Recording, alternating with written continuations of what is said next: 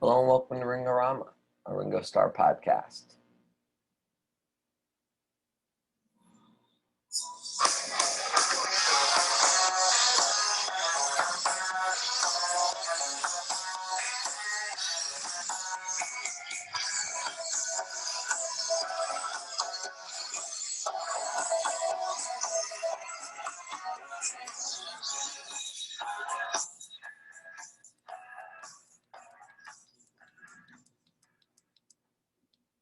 All right, so today on Ringo Rama, we have a very special episode.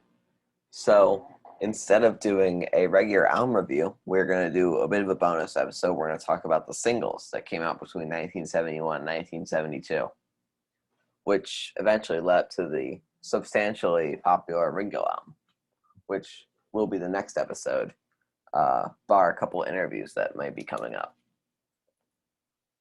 So first, we gotta get into the Ringo news. So there have been a lot of interviews coming out for Zoom In on like TV channels. That's really just been the only Ringo news recently, and a few promo mixes have been found for like Goodnight Vienna. There's a Ooey mono mix that was found, which sounds really nice. And I guess that does it for Ringo news. Also, if you want to be on the podcast or guest for an episode, just pop me an email at ringoramapod@gmail.com. All right? So let's just get into it. The singles. So the first single came out in early 1971, which is It Don't Come Easy back with early 1970.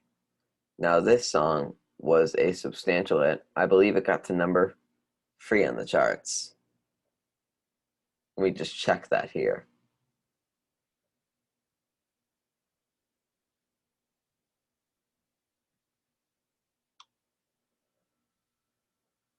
It was a number 4 in both the US and UK, which means it was a very big hit, his biggest hit to this point for Ringo, besides, the Beatles hits he had.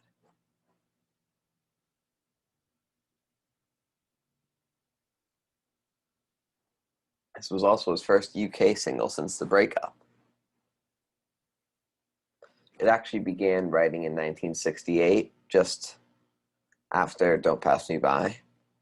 And there's a rumor that George Harrison had a hand in the composition, since there is a guide vocal demo with him singing it. And there's a lot more Kerry Krishnas and stuff in there. It was originally called You Gotta Pay Your Dues, which was pretty interesting comment referring to the Beatles breakup. And it almost, in my opinion, kind of echoes the Ballad of John Yoko, because it's Ringo and George playing on the track. And it's kind of like a them against the world type thing, which is a bit like the Ballad of John Yoko, which is just John and Paul.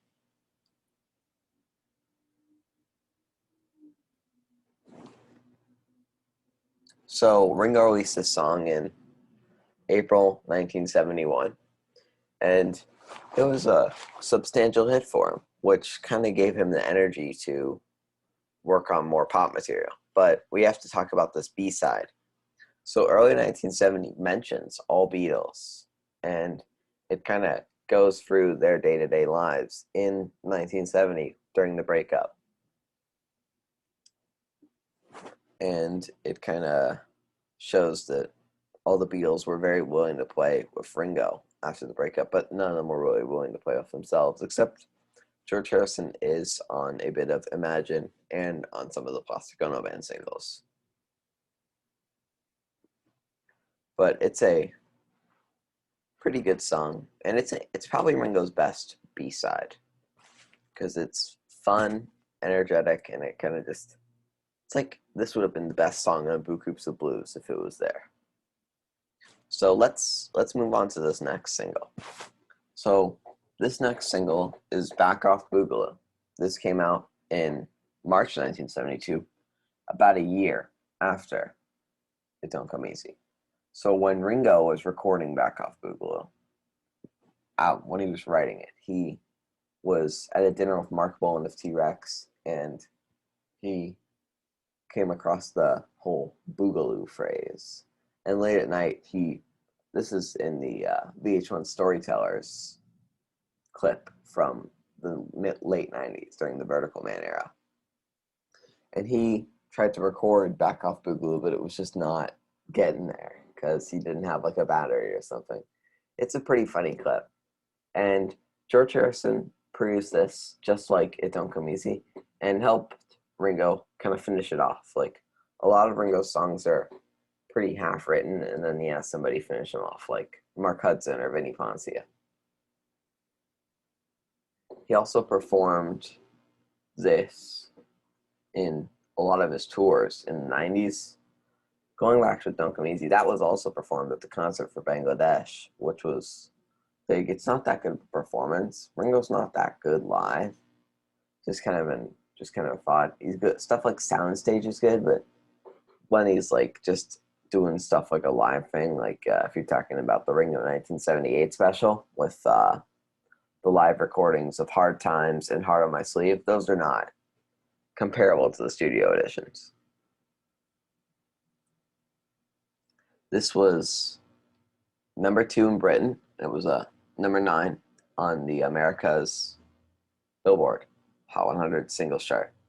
And it's his highest charting single in the UK since Photograph didn't hit #1. So there's also an idea that this kind of feeds into the whole Paul is dead thing, because there's a line in it about, being dead, and it kind of has an angry tone, and the Beatles were kind of angry at Paul.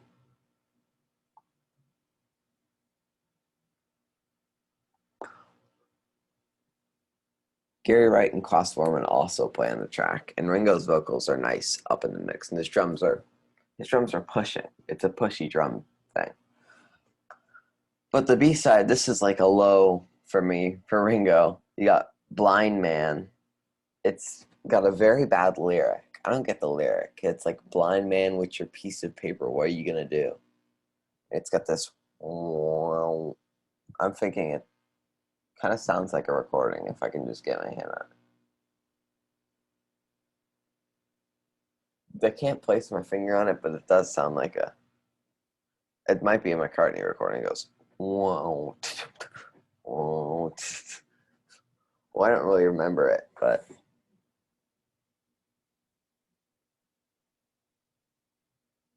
oh wait, that's Nighttime by Brian Wilson. That's what it sounds like. It has a bit of that vibe at the beginning. It's pretty good.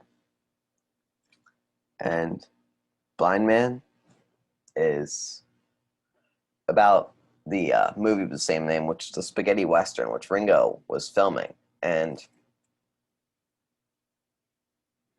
it was going to be the theme song for Blind Man, but it was rejected. Also, Back Off Boogaloo has been redone on the album Stop and Smell the Roses and Give More Love. Give More Love version actually features the original demo of Back Off Boogaloo.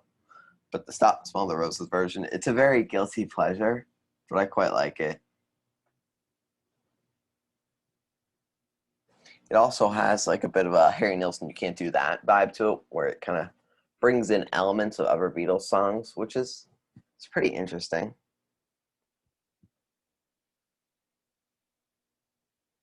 It's also a bonus track on the Goodnight Vienna series release along with Blind Man. And It Don't Come Easy in early 1970 or on the Ringo Deluxe Edition.